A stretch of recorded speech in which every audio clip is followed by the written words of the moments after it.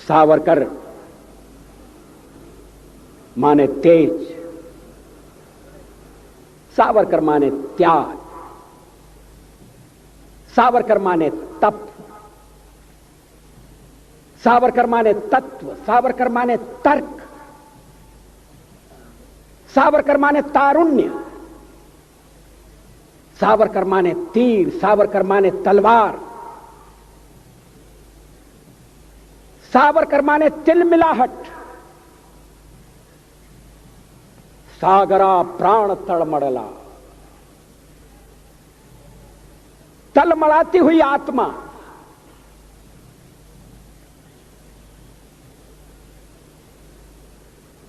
सावरकर माने तितीक्षा,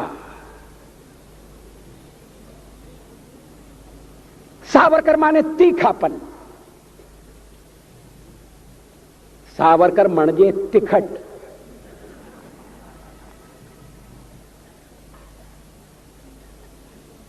कैसा बहुरंगी व्यक्तित्व।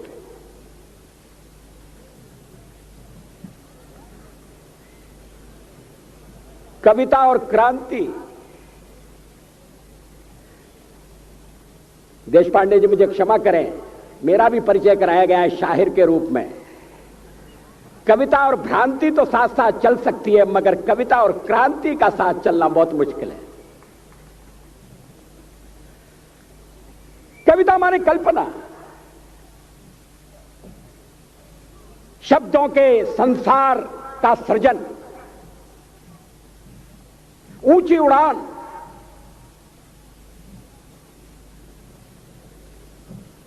और कभी कभी ऊंची उड़ान में अगर धरातल से पांव उठ जाए, वास्तविकता से नाता टूट जाए, तो कवि को शिकायत नहीं होगी। उसके आलोचक भी इस बात के लिए उसकी टीका नहीं करेंगे। मगर सावरकर जी का कवि ऊंची से ऊंची उड़ान भरता था। सावरकर में ऊंचाई भी थी और गहराई भी थी, मगर उन्होंने यथार्थ की धरती से कभी नाता नहीं तोड़ा।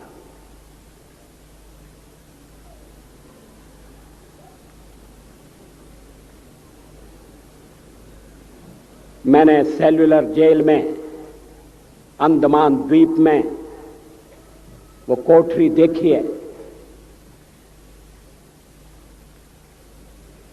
जिसमें सावरकर जी को अपने जीवन का बहुत महत्वपूर्ण अंश तिल तिल जलकर मिटाना पड़ा था। सावरकर जी की अतिरिक्त सुरक्षा का प्रबंध था। कमरे के बाहर कोठरी, काल कोठरी के बाहर एक कोठरी, और कैदियों से तो दालान में जाकर मिला जा सकता था। सावरकर जी की कोठरी के आगे भी एक कोठरी बनाकर सींचे खड़े कर दिए गए। सागर का किनारा, पता नहीं सागर और सावरकर का क्या संबंध था। गोदावरी ने भी सावरकर जी को प्रभावित किया था। वो जिस तरह से जहाज से सागर में कूद पड़े, स्वतंत्रता के लिए छलांग लगा दी। उत्ताल सागर की तरंगें, अनंत सागर, अपार जलराशि, कहां किनारा है, कौन सा ठिकाना मिलेगा, इसका भरोसा नहीं। मगर अंतःकरण में एक संकल्प, मैं पराधीनता स्वीकार नहीं करूंगा। ऐसा संकल्प, ऐसा पराक्रम, ऐसा पौरुष, सागर से दो दो हाथ करने का फैसला,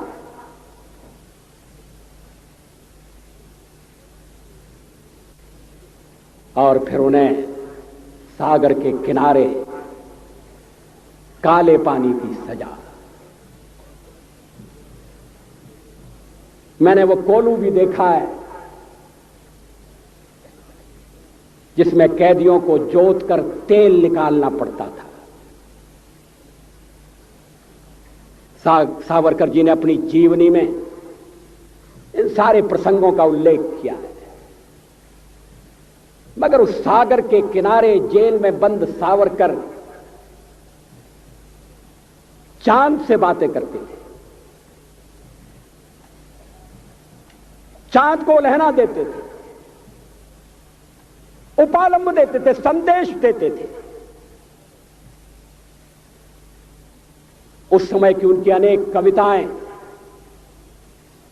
ऐसी हैं जो विश्व के इतिहास में, विश्व के साहित्य में अपना स्थान रखती है। उन कविताओं में उद्वेग भी है, आवेग भी है, संवेग भी है। वो शब्दों के शिल्पी थे,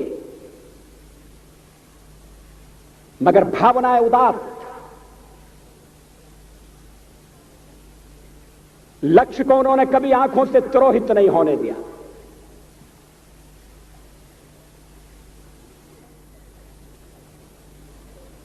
सावरकर जी से मेरा परिचय एक पहले कवि के नाते हुआ। उनके क्रांतिकारी स्वरूप से तो सभी लोग अवगत थे।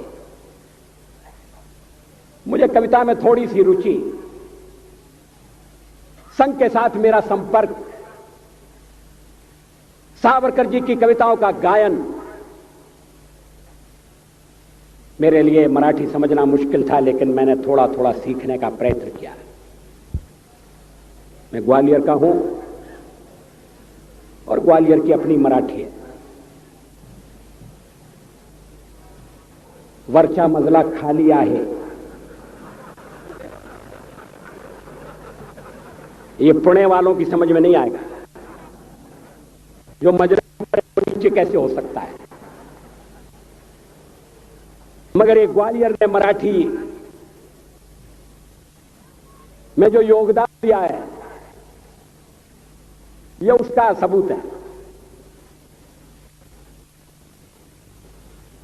मैंने सावरकर जी की कुछ कविताओं का हिंदी में अनुवाद करने का प्रयत्न किया। मैं चमत्कृत रह गया। कोई क्रांतिकारी होते हुए इतना अच्छा कवि कैसे हो सकता है?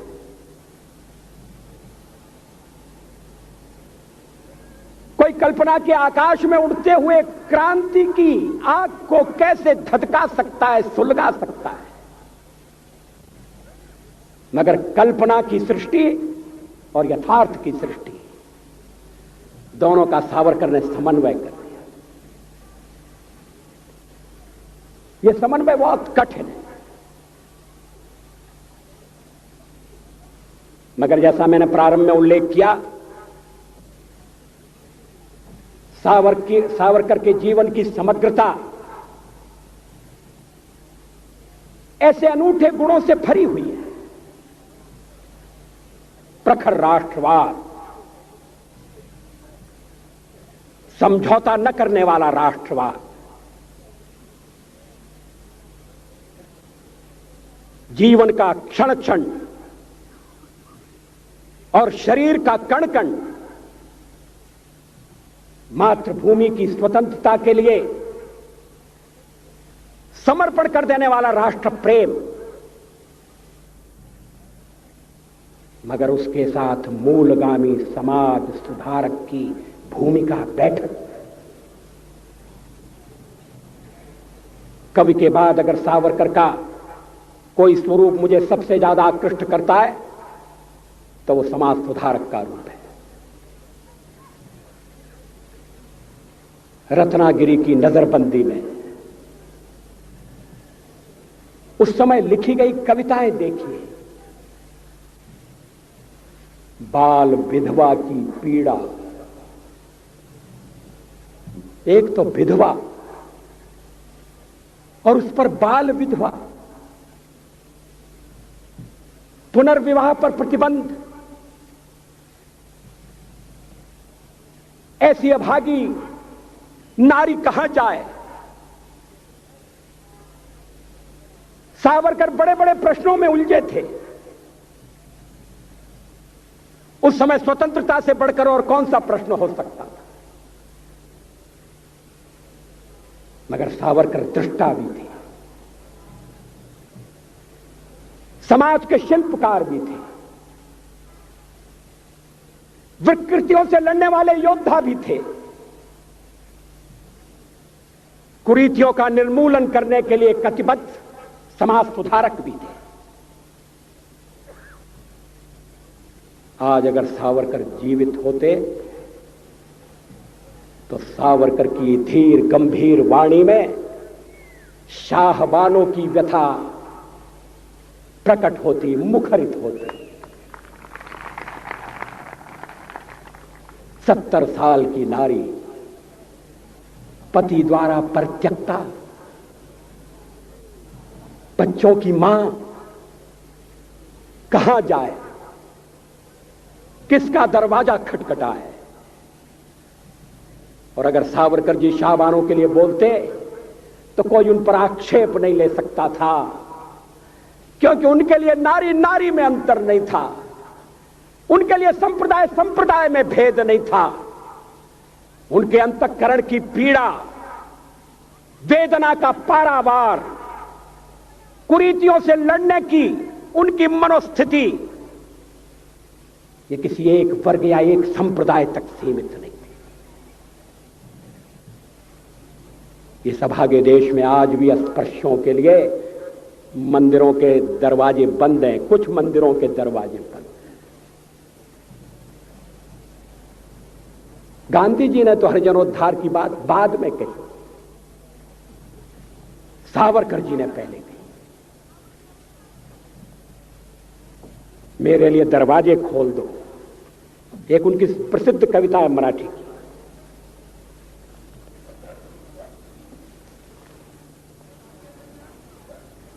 मला देवांचा दर्शन घेऊया, मुझे देव का दर्शन लेने, मेरे लिए मंदिर के कपाट बंद मत करो,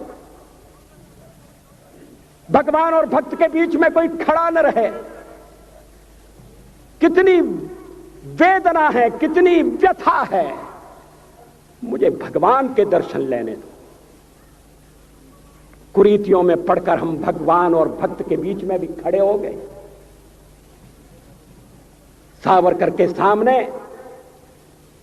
एक ऐसे समाज का स्वरूप था जो अतीत की रूढ़ियों से बद्ध नहीं होगा। पतित पावन के दरबार में कौन किसको रोकेगा। उस समय भी लोग रोके जाते थे, आज भी रोके जा रहे हैं, कहीं कहीं रोके जा रहे हैं।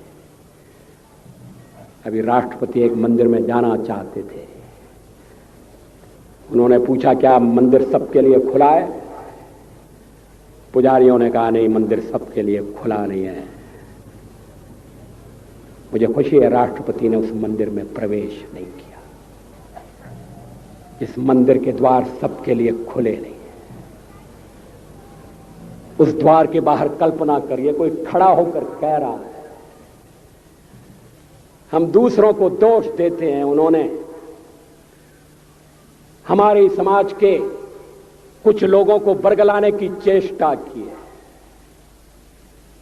मगर सावरकर की दृष्टि से हम देखें हिंदू समाज के अभिशाप को, हिंदू समाज की दुर्बलता को, हम अगर पराधीन हुए, हम आज अगर अपने घर में सम्मान के साथ जीवित नहीं है, तो इसके लिए परकी इतने दोषी नहीं है। दोष हमारा अपना है, हमने समाज को बांट दिया। कभी वर्ण व्यवस्था का उपयोग रहा होगा तो रहा होगा, लेकिन उसके कारण जब दीवारें खड़ी होने लगी, व्यक्ति व्यक्ति को छोटा समझा जाने लगा, कोई बड़ा बन गया, कोई छोटा बन गया, समाज की एकता खंडित हो गई। विदेशियों ने उसका लाभ उठाया। हम कभी विदेशियों से नहीं हारे। हमने तो अपनी तलवार से अपने देश को जीतकर दूसरों के सुपुर्द कर दिया। इतिहास साक्षी है, प्लासी की लड़ाई में जितने लोग मैदान में लड़ रहे थे उससे ज्यादा लोग मैदान के बाहर खड़े होकर तमाशा देख रहे थे, लड़ाई का परिणाम सुनने की प्रतीक्षा कर रहे थे। देश के भाग्य का निर्णय होने जा रहा था, मगर उस निर्णय में सारा देश शामिल नहीं था। विदेश मंत्री के नाते मैं अफगानिस्तान गया था। आपको सुनकर ताज्जुब होगा, अफगानिस्तान के अपने मेजबानों से मैंने कहा मैं गजनी जाना चाहता हूं, गजनी। पहले वो मेरी बात उनकी समझ में नहीं आई, कहने लगे गजनी तो कोई टूरिस्ट स्पॉट नहीं है, गजनी में कोई 5 स्टार होटल नहीं है, गजनी में आप जाकर क्या करेंगे, गजनी में आप जाकर क्या देखेंगे। मैं उन्हें पूरी बात नहीं बता सकता था। मेरे हृदय में कहीं गजनी कांटे की तरह से चुभ रहा है।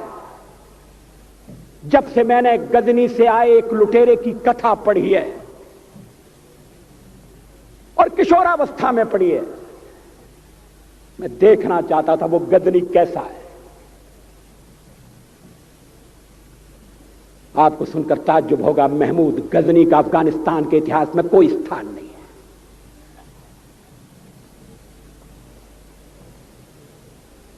गजनी छोटी सी जगह है, छोटा सा गांव है।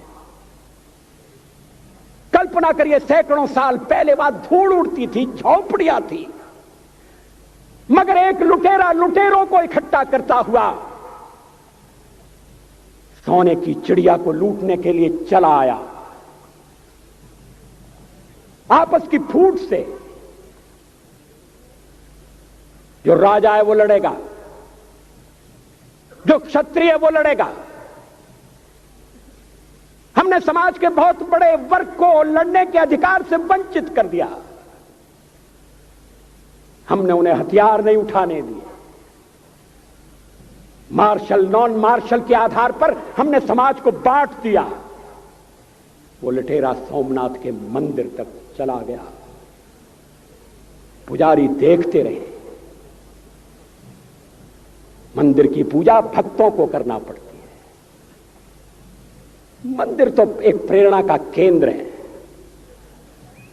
मैं देशपांडे जी की तरह से नास्तिक नहीं हूं, मगर उनकी नास्तिकता में भी जो आस्तिकता है मैं उसका आदर करता हूं, उसका सम्मान करता हूं।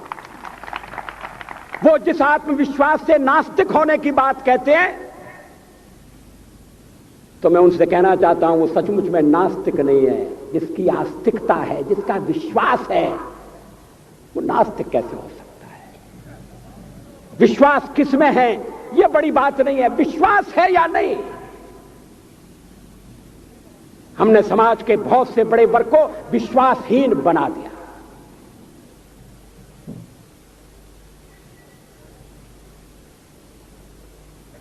लोगों ने हथियार नहीं उठाए, वेद पढ़ने के दरवाजे बंद कर दिए। इसलिए हम पादाक्रांत हुए। अफगानिस्तान में मैंने एक बात और देखी। मुझे जिस होटल में ठहराया गया उसका नाम था कनिष्क। अफगानिस्तान एक मुस्लिम देश है।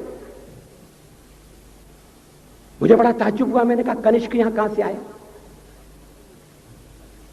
तो मेरे साथ अफगानिस्तान के विदेश मंत्री थे। मैंने कहा कनिष्क आपका कौन लगता है, कनिष्क से आपका क्या संबंध है? कहने लगे कनिष्क हमारा पूर्वज है, कनिष्क हमारा पुरखा है।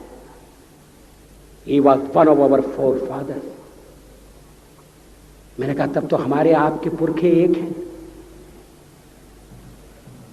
अफगानिस्तान के लोगों ने उपासना पद्धति बदली है, संस्कृति नहीं बदली। आज के भारत के परिवेश में यह सुनने के बाद थोड़ा विचित्र लगता है। हमारे यहां तो धर्मांतरण के साथ राष्ट्रांतरण होता है, ऐसा दृश्य दिखाई देता है। पड़ोसी देशों में ऐसा नहीं हुआ। अभी राम जन्मभूमि का मामला चल रहा है। एक विदेशी आए, कहने लगे राम जन्मभूमि का क्या झगड़ा है। हमने कहा इस पर विवाद हो रहा है कि श्री राम कहां पैदा हुए थे, और जहां पैदा हुए थे वो स्थान उनके मंदिर के लिए प्रयुक्त किया जाए या न किया जाए। वो इंडोनेशिया से आए थे, वो मुसलमान है। कहने लगे हम तो समझते थे कि राम के लिए सारे भारत में आदर होगा, सम्मान होगा। हमने कहा ये आपने कैसे समझा। कहने लगे आप तो इंडोनेशिया आ चुके हैं, इंडोनेशिया में बहुत से लोगों ने इस्लाम स्वीकार कर लिया, मगर श्री राम को विस्मृत नहीं किया, श्री राम को भुलाया नहीं। इंडोनेशिया के बाली द्वीप में 1 महीने रामायण की लीला होती है। मैं उस समारोह में जा चुका हूं। उस समय भी विदेश मंत्री मेरे पास बैठे थे। मैंने कहा ये रामायण ये क्या हो रहा है। मैंने कहा एक्सीलेंसी ये मंच पर क्या हो रहा है। कहने लगे एक्सीलेंसी आपको पता होना चाहिए। हमने कहा मुझे तो पता है मगर मैं जानना चाहता हूं। कहने लगे ये रामायण है, ये राम है, ये लक्ष्मण है, ये सीता है। हमने कहा इनसे आपका क्या संबंध है, आप तो मुसलमान हैं। कहने लगे हमारा संबंध बहुत पुराना है, हमारा तब का संबंध है जब हम मुसलमान नहीं हुए थे। थाईलैंड की राजधानी अयोध्या कही जाती है।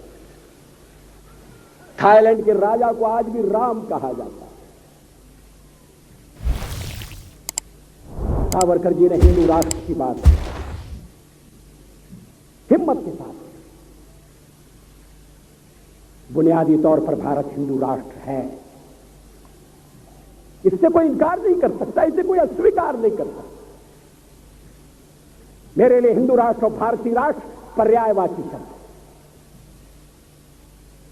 लेकिन सावरकर जी ने हिंदू राष्ट्र की बात कही तो हिंदी राज्य की बात भी कही। उन्होंने कहा राष्ट्र हिंदू है, मगर भारत में हिंदी राज्य होगा, ऐसा राज्य होगा जो मजहब के आधार पर, उपासना पद्धति के आधार पर भेदभाव नहीं करेगा। समय की कमी से मैं सावरकर जी का वो उद्धरण पढ़कर सुनाना नहीं चाहता। सावरकर जी ने कहा कि स्वतंत्र भारत में न हिंदू राज्य होगा, न हिंदू राज्य होगा, ऐसा राज्य होगा जो सबकी चिंता करेगा, सबके साथ न्याय करेगा। मगर उन्होंने कहा राष्ट्र हिंदू राष्ट्र होगा। राष्ट्र और राज्य में अंतर है, यह अंतर हमें स्पष्ट करना चाहिए। सावरकर जी के विचारों को लेकर बहुत भ्रम पैदा करने की कोशिश की गई है। मुझे खुशी है इस समारोह का उद्घाटन करने के लिए सूचना मंत्री श्री गाडगिल आए थे। मुझे वो दिन भी याद है जब रेडियो से सावरकर की कविता नहीं सुनाई जा सकती थी। वक्त बदल गया है, जादू सर पर चढ़कर बोल रहा है, महापुरुषों की कोई ज्यादा दिन तक उपेक्षा नहीं कर सकता।